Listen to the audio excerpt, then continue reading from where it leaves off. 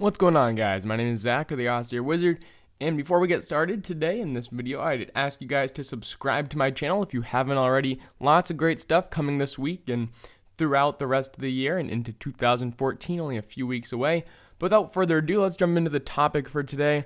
And as you can probably guess by the title of this video, I'm going to be talking about my thoughts on the recent changes with Google Plus and YouTube partnership. So if you missed a recent video of mine where I go over the changes that are coming to YouTube and specifically YouTube partners and how that all works, the annotation is in the description below. There's a link in the description below, and there's an annotation on the screen.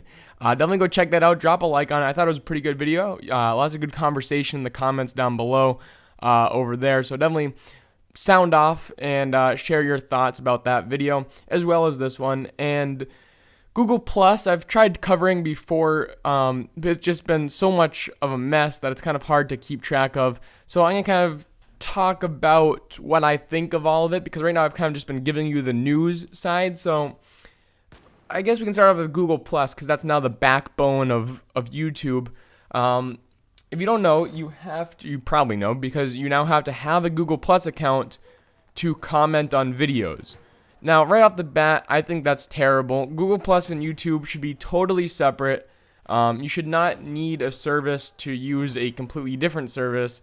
That's like saying you need cable TV to have a landline phone. It's stupid. You don't. Or it's like saying you need I don't know, what's a good example? You need a phone. We could just say you need a landline phone to use your Xbox. No, it's totally separate. They should have no connection. Now, the comment system I have grown to like, as I think many YouTubers have. It really isn't that bad once you get used to it, but the initial change and how sudden it was really abrupt, and the transition process was horribly managed by Google and YouTube.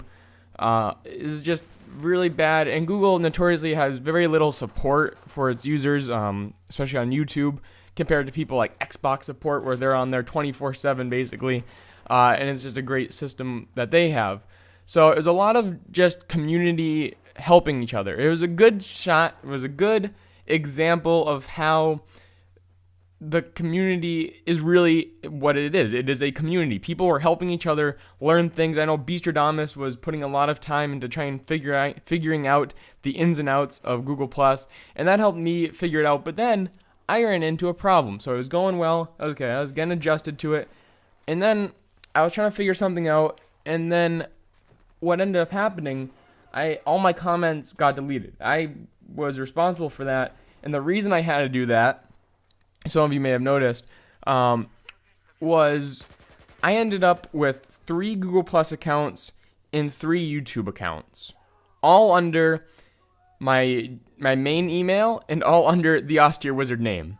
So it was just a huge mess, and it was so annoying to go through because there were no guides of how to solve this. Google didn't help with the process, like I said. They kind of just threw it out there and hope it stuck. And without responding to anyone really, they made it stick. So if they don't respond to the critics, then they don't have to do anything. I guess that's one way of doing business, because they know people are still going to use their service because it's YouTube. There's only one YouTube. And so what I had to do, I had to go through, I had to figure out which account had my videos on it, which is this one that I'm using right now that you're subscribed to. But it turns out I wasn't commenting on my videos with the same account that had my videos on it.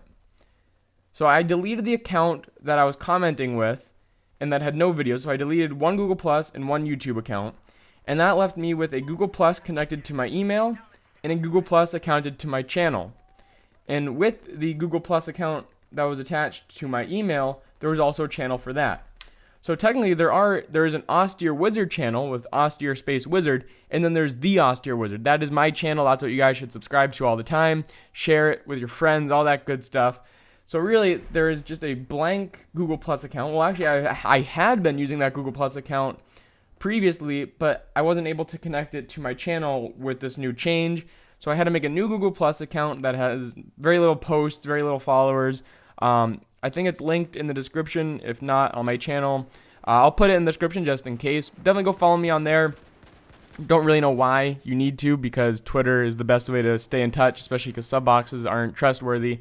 But it's just such a mess. The infrastructure of Google Plus itself is terribly ugly. They tried being like Facebook, the timelines, but that timeline design works well for what it is on Facebook, a timeline, but it does not work well for a feed. It's a bunch of tiles. It's like Facebook and Windows 8 had a baby and they spit out Google Plus. It's a disaster. It looks really bad. There's no organization to it. It's really messy. It's hard to stay on top of everything. So I hope at some point they change the UI of it and maybe just add new features or make it easier, have some guides up, FAQs, that sort of stuff that's really useful, and that every website should have at least a sitemap or something like that. But then the changes to YouTube recently, it's kind of added to my dissatisfaction with YouTube as a whole. So not only do we have to deal with all this Google Plus nonsense, now we have to deal with all this YouTube nonsense. So we have the changes. We have them changing the like bar to blue, which is just, I don't know where that came from. Like, that's not a big deal. But like I was talking about in that other video, linked in the description below, like I said, the partnership thing, I don't see why my idea wouldn't work, where offenders of people that have copyright violations are in the group of people that are checked by their network. And if you are copyright violation free, have no strikes, then you're free to upload as you have been. No need to delay it. I don't see the need in that, especially because a lot of channels that are partnered, and if you are partnered, you should know the ins and outs of copyright law by now, because once you're partnered, YouTube does become a business. You get money for it. You have to do some level of taxes and all that mumbo jumbo, depending how much you make. But it's a business, and now it's just even more complicated. You're hindering people's ability to make money. You're hindering the network's ability to make money, all because YouTube has poor users. It comes down to the users, and you can see this in Xbox Live games like Call of Duty and FIFA even. You have people yelling at each other, swearing. The community in general has become not only more vulgar, I guess you could say, but just unaware, misinformed. You got a lot of people uploading videos and things. Yeah, I've watched my share of illegally uploaded movies and things. I'm not going to deny that. But on YouTube, I mean, there's so much that isn't marked with copyright, and of people that aren't partnered and aren't making money. I guess that doesn't matter. So if you're not partnered, I guess this won't affect you. But I don't know. It seems kind of stupid. It seems kind of like a no tolerance sort of deal, because there are people like me who have no strikes, and now this is almost, it might even, I'm not sure how this will work once this goes live, hinder our abilities, like I said, to earn revenue, and that will also translate to the networks. So I hope someone from RPM, even networks I'm not part of, like Machinima, Yoush, I hope people over there watch. I want that video to get spread, because I think that's a good idea, and I think that'll add popularity to that network, add more partners over there. A lot of people would apply, because really it's kind of stupid, and Google's kind of just almost biting the hands that feed them, because without the users, YouTube would be nothing. And people are always like, oh, let's complain about YouTube, make petitions. The only way to change YouTube into ways that would actually result in change is to just stop using it. Now, I'm not going to stop using YouTube anytime, because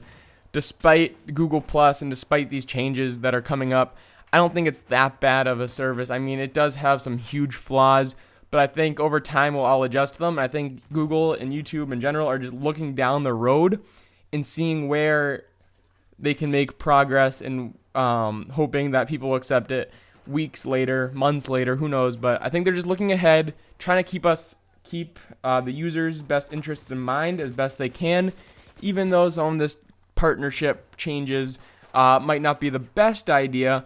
But I think they are trying to save their ass a little bit, as well as putting more responsibility on the network. So I think it'll probably end up being okay, but I don't know.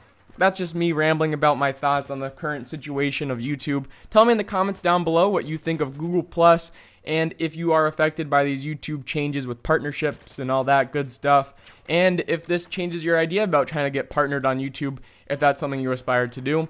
Anyways, make sure to leave a like on this video, share it with all your friends, Facebook, Twitter, Google+, all that jazz, and don't forget to comment on your thoughts about the current subject, and until next time, Wizard out.